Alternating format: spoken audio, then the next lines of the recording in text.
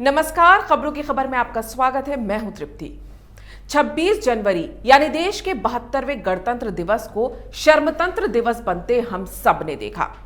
हमने देश की शान लाल किले पर शैतान देखे, तिरंगे की जगह धर्म विशेष के झंडे फहराते फर्जी किसान देखे, लाल किले में राम मंदिर और केदारनाथ की झांकी तोड़ने के निशान देखे, अपनी जान बचाने के लिए 25 फुट के गड्ढे में कूदते दिल्ली पुलिस के जवान देखे, सलमान खान की तरह एक्शन दिखाते ट्रैक्टर से पुलिस को कुचलने की कोशिश करते कांड भी देखे। लेकिन इसके लिए जिम्मेदार किसान आंदोलन के नेताओं के बदलते बयान भी देखे और ये सब रोकने में नाकाम दिल्ली पुलिस पर देश के लोग हैरान भी देखे। दिल्ली पुलिस ने कल संयम दिखाया और अब उसने देश के इन गद्दारों को सबक सिखाने की कार्रवाई शुरू कर दी। किसान आंदोलनकारियों से लेकर शाहीन बाग के बिरयानी गैंग के कौन कौन से लोग इसमें शामिल हैं, इसके सबूत इकट्ठा होना शुरू हो चुके हैं। यानी आंदोलन के नाम पर देश को बदनाम करने वालों की धरपकड़ शुरू होने वाली है। लेकिन क्या वाकई दिल्ली पुलिस इन शैतान बने किसान को रोक सकती थी? क्या इसे दिल्ली पुलिस की नाकामी माना जाए या किसान आंदोलन में नेता के भेष में बैठे साजिशकर्ताओं की साजिश? क्या क्या हुआ, कैसे दिल्ली के अंदर किसान आंदोलन के गुंडों ने अराजकता फैलाई, कैसे लाल किले की प्राचीर पर तिरंगे की जगह एक धार्मिक झंडा फहराया गया, ये बताने की जरूरत नहीं है। मुझे उम्मीद है कि आप सब ने ये कल देखा होगा।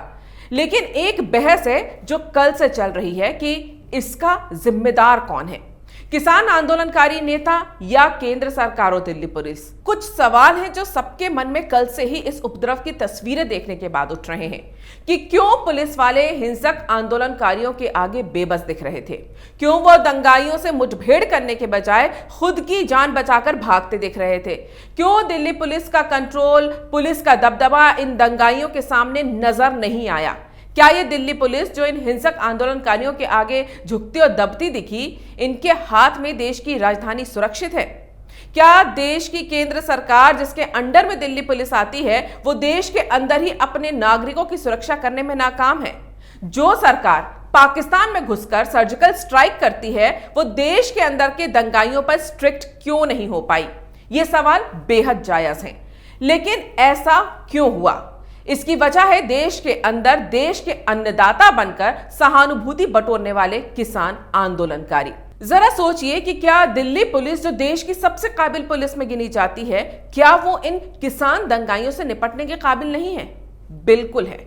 मान लीजिए कल पुलिस हिंसा कर रहे किसान आतंकियों पर गोली चलाती तो देश का एक वर्ग जो खुद को किसान आंदोलन का समर्थक कहता है, मीडिया का वो लुटियन वर्ग जो खुद को लिबरल कहता है, वो क्या हंगामा करता। याद कीजिए कल देश के लुटियन गैंग के महान पत्रकार राजदीप सरदेसाई जो फेक न्यूज फैलाने में गिनीज बुक में नाम दर्ज करवाने की होड़ में लगे हैं, उन्होंने क्या किया? ट्रैक्टर रैली में आया एक ट्रैक्टर जबरन दिल्ली के डीडीयू मार्ग से लाल किले की तरफ घुसने की कोशिश कर रहा था। बैरिकेड्स को तोड़ने के चक्कर में उसका ट्रैक्टर पलट गया, जिसका वीडियो पूरे सोशल मीडिया पर घूम रहा है। उसके लिए राजदीप सरदेसाई ने ट्वीट करके बताया कि पुलिस ने गोली मारी जिससे कि वो शहीद हो गया। इतना ही नहीं, अपने चैनल इंडिया टुडे में तो उन्होंने ये तक कह दिया कि पुलिस की गोली से मारा गया ये किसान सिंबल बनेगा इस आंदोलन का, जबकि सच तो यह था कि उसका ट्रैक्टर जबरन घुसने के लिए बैरिकेड्स तोड़ते वक्त पलट गया था। दिल्ली पुलिस के जवानों ने तो उसे बचाने की कोशिश तक की थी। इसका पूरा वीडियो कल से सोशल मीडिया पर मौजूद है और आप देख सकते हैं। लेकिन नैरेटिव बनाने की कोशिश ये की गई कि पुलिस की गोली से किसान मारा गया। जब वीडियो सामने आया तो राजदीप का झूठ पकड़ा गया। उन्होंने ट्वीट तो डिलीट कर दिया, लेकिन उनके चैनल पर बोले गए झूठ की क्लिप वायरल हो चुकी थी। ये एक उदाहरण है कि आखिर क्यों दिल्ली पुलिस को किसान टेरर रैली, जी हां वो टेरर रैली ही है, उस टेरर रैली पर सख्ती से निपटने के आदेश क्यों नहीं दिए गए थे। किसान आंदोलन के नेता जो लगातार मोदी सरकार को किसान विरोधी बताते रहे हैं, अगर उनके उपद्रवियों को गोली के दम पर या हिंसा करके दिल्ली पुलिस रोकती तो ये पूरी दुनिया को क्या संदेश देते? जब फेक न्यूज पर इतना बवाल मचा दिया तो असल में अगर ऐसा होता तो दिल्ली पुलिस और मोदी सरकार को तानाशाही और अत्याचारी साबित करने में इन्हें कुछ ही सेकंड्स लगते। इसलिए दिल्ली पुलिस को विशेष आदेश दिए गए थे कि अन्नदाता भले ही अराजक हो जाए लेकिन आंसू गैस के अलावा उन पर किसी तरह की कार्रवाई ना की जाए। और यही वजह है कि इतना बवाल मचने के बाद भी एक भी आतंकी किसान नहीं मारा गया। अब बात की जाए कि जब दिल्ली पुलिस का दावा था कि दिल्ली 5 लेयर प्रोटेक्शन में है तो उपद्रवी लाल किले तक कैसे पहुंचे, वहां चढ़कर धर्म विशेष का झंडा कैसे फहराया गया। दिल्ली पुलिस अगर किसी घोषित आतंकवादी संगठन से निपट रही होती तो दिल्ली की सड़क पर ही एनकाउंटर कर देती, लेकिन देश के किसान बनकर अन्नदाता के नाम पर सहानुभूति बटोर रहे इन उपद्रवियों को रोकने के लिए उसे सिर्फ बात करके मनाने और ज्यादा हालात बिगड़ने पर आंसू गैस या फिर ज्यादा से ज्यादा डंडा चलाने के आदेश दिए गए थे। जिस रफ्तार के साथ किसान गुंडे, यानी इनको गुंडा ही कहा जाएगा, जिस तरह से गुंडे ट्रैक्टर की रफ्तार बढ़ाकर दिल्ली पुलिस को, मीडिया वालों को कुचलने की कोशिश कर रहे थे, उसमें बातचीत करना तो पॉसिबल था ही नहीं। तो पुलिस ने आंसू गैस के गोले छोड़े जिससे अराजक किसानों की भीड़ को दिल्ली के प्रतिबंधित इलाकों में घुसने से रोका जाए। इसलिए पुलिस बेबस, लाचार और पिटती हुई दिखाई दी क्योंकि अराजक तत्व पुलिस पर हावी हो गए। कल शायद ही कोई देशभक्त नागरिक हो जिसे दिल्ली पुलिस की लाचारी की तस्वीरें देखकर तकलीफ ना हुई हो। 37 शर्तों के साथ दिल्ली पुलिस से शांतिपूर्ण ट्रैक्टर रैली का वादा करने वाले किसान नेताओं ने तो देश की गरिमा की धज्जियां उड़ाने के बाद गिरगिट की तरह रंग बदल लिया। ट्रैक्टर रैली के शांतिपूर्ण होने की गारंटी लेने वाले राकेश टिकैत ने क्यों इन उपद्रवी आंदोलनकारियों से पल्ला झाड़ लिया। खासतौर से 26 जनवरी को इस ट्रैक्टर रैली का प्लान बनाने वाला योगेंद्र यादव सॉरी बाबू बोलकर अंडरग्राउंड हो गया। गुरनाम सिंह चढ़ूनी ने तो एक पंजाबी एक्टर दीप सिद्धू को ही पूरी घटना का विलन बताकर खुद को पाक साफ साबित करने की कोशिश की है। कल से सोशल मीडिया में किसान आंदोलन के नेताओं की गिरफ्तारी की लगातार मांग उठ रही है। दिल्ली पुलिस ने पूरे मामले में 22 एफआईआर दर्ज की हैं और उनमें किसान नेताओं का नाम भी शामिल है। क्या इन किसान नेताओं पर राष्ट्रीय सुरक्षा कानून के तहत कार्रवाई नहीं होनी चाहिए? पूरे दिल्ली वालों की जान उन्होंने जोखिम में डाली है। पूरे आंदोलन में अमिताभ बच्चन की तरह ये एक्शन हीरो बनकर डायलॉग मारने वाले राकेश टिकैत का एक वीडियो भी वायरल हो रहा है जिसमें वो खुद ही आंदोलनकारियों से लाठियां लाने को बोल रहे हैं। उनका एक और वीडियो भी वायरल हो रहा है जिसमें वो लाल किले तक जाने की चुनौती दे रहे हैं। सरकार को गोला लाठी कर देंगे, देखते हैं कौन रोकता है जैसे जुमलों से आंदोलन के नाम पर ये अकड़ तो दिखाते ही रहे हैं। और ये वही टिकैत है जिनकी अब भाषा पूरी तरह से बदल गई है, जिसने दिल्ली पुलिस के सामने महात्मा गांधी बनकर अहिंसा के साथ ट्रैक्टर रैली निकालने की जिम्मेदारी ली थी, लेकिन आंदोलनकारियों को ये साथ ही साथ भड़का भी रहे थे। फिर ये कहते हैं कि वो लोग तो किसान आंदोलनकारी थे ही नहीं जो उपद्रव कर रहे थे। फिर ये कहते हैं कि वो लोग रास्ता भटक गए थे तो वो लाल किले पहुंच गए। ये कैसे किसान नेता हैं कि किसान आंदोलनकारी इनके बस में ही नहीं है? जन समर्थन इन्हें कितना मिलता है इसका अंदाजा इसी बात से आप लगा लीजिए कि ये जब चुनाव में खड़े हुए थे तो इनकी जमानत जब्त हो गई थी, यानी इनके ही इलाके के लोगों को इन पर भरोसा नहीं है और ये देश के किसान आंदोलन के पुरोधा बनने चले हैं। इनको किस तरह के लोगों का साथ मिलता है ये कल दिल्ली की सड़कों पर हमने देख लिया। लेकिन एक बड़े नेता की जिम्मेदारी क्या होती है? अगर उसके कार्यकर्ता या आंदोलनकारियों की वजह से अशांति फैली, अराजकता फैली, तो वो उसकी जिम्मेदारी ले।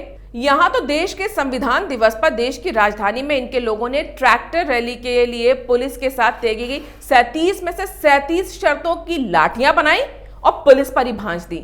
इसीलिए इन पर यह ताना जड़ा जा रहा है कि इन जैसे जन आधारहीन नेताओं के हाथ में आंदोलन सौंपा जाएगा तो दंगे और दहशत ही नतीजा निकलेंगे। लेकिन टिकैत की दलीलें उनकी धमकियों की तरह ही खोखली हैं। उन्होंने ये तो साफ कह दिया कि कुछ बाहर के लोग ट्रैक्टर रैली में घुस आए थे और हमने उन्हें चिन्हित कर लिया है। अरे तो ऐसे लोगों को रैली से पहले चिन्हित कर लेते तो ये नौबत ही नहीं आती। वैसे भी टिकैत साहब का खुफिया विभाग मोसाद से भी ज्यादा तेज है। उन्होंने पहले ही बता दिया था कि उनको खबर मिली है कि सरकार का प्लान है कि इस आंदोलन के दौरान 1000 लोगों को मारेंगे। आंदोलन में रॉ, एनआईए, इंटेलिजेंस ब्यूरो सबकी नजर है, लेकिन किसान नेताओं को मारने आया नकाबपोश shooter Superman Tikait and team नहीं पकड़ा। उनको तो यह भी पता था कि वो क्या प्लान करके आया है, तभी तो उसके मन को वो पढ़ पा रहे थे। वो जब अपने मर्डर प्लान की क्रोनोलॉजी प्रेस कॉन्फ्रेंस में भूल रहा था तो टिकैत एंड कंपनी उसे गाइड कर रही थी। ये अलग बात है कि पुलिस के हवाले करने के बाद शार्प शूटर सिर्फ एक कुक निकला।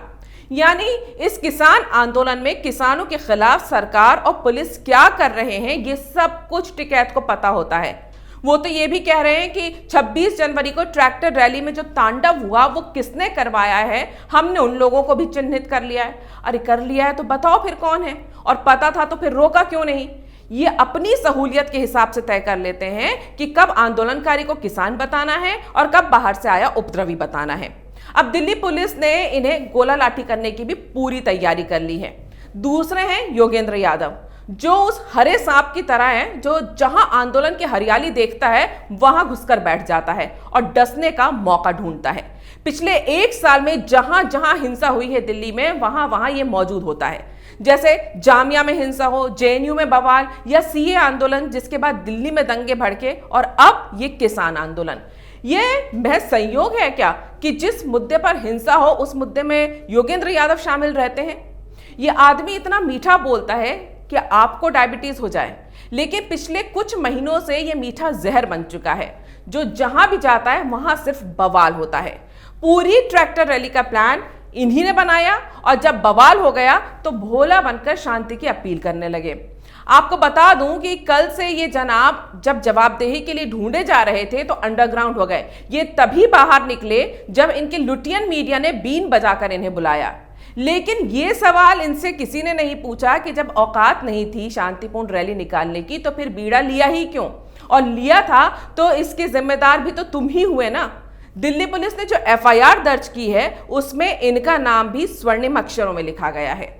वहीं ट्रैक्टर रैली के लिए उचक रहे किसान नेताओं ने अब एक नया बलि का बकरा ढूंढ लिया है। दीप सिद्धू नाम का पंजाबी एक्टर जो खालिस्तानी समर्थक माना जाता है। किसान नेता गुरनाम सिंह चडूरी ने लाल किले की हिंसा का सारा बिल इसी पर फाड़ दिया है और खुद को पाक साफ बताने की कोशिश की है। लेकिन इनकी कोशिशों से कुछ नहीं होगा। दिल्ली पुलिस के पास पूरे बवाल हिंसा की वीडियो रिकॉर्डिंग है, शामिल लोगों को पकड़ा जा रहा है, फिर इनसे सच उगलवाया जाएगा और किसान आंदोलन के नाम पर दिल्ली को बंधक बनाने की कोशिश करने वाले हर किसान नेता पर शिकंजा कसा जाएगा। कुल मिलाकर कल की हिंसा ने किसान आंदोलन से लोगों की सहानुभूति खत्म कर दी है, जिसके बाद दिल्ली पुलिस और भारत सरकार अब ये तय कर चुकी है कि गणतंत्र दिवस को जिसने शर्मतंत्र दिवस बनाया है उस हर एक देशद्रोही का हिसाब होगा। और अगर आपको ये लगता है कि ये नाकामयाबी दिल्ली पुलिस की है तो मैं आपको बता दूं कि दिल्ली पुलिस ने जो काम किया है वो शाबाशी वाला है। बिना डंडा चलाए, बिना कोई हिंसा किए इस ट्रैक्टर रैली को उसने रोकने की कोशिश की, खुद हिंसा की शिकार हुई, 300 पुलिसकर्मी जख्मी हैं, लेकिन जो इसके जिम्मेदार हैं उन्हें वो छोड़ने के लिए अब तैयार नहीं है। अगर आपको ये वीडियो पसंद आया तो इसे लाइक करें, शेयर करें और कैपिटल टीवी को सब्सक्राइब करें। अगर आपको हमारा वीडियो पसंद आया हो तो इसे लाइक करें, हमारे चैनल को सब्सक्राइब करें और हाँ, बेल आइकन दबाना ना भूलें ताकि आप तक हमारे वीडियो की नोटिफिकेशन पहुंचती रहे। आप अपना सुझाव हमें कमेंट बॉक्स में दे सकते हैं। हमारे साथ जुड़ने के लिए शुक्रिया।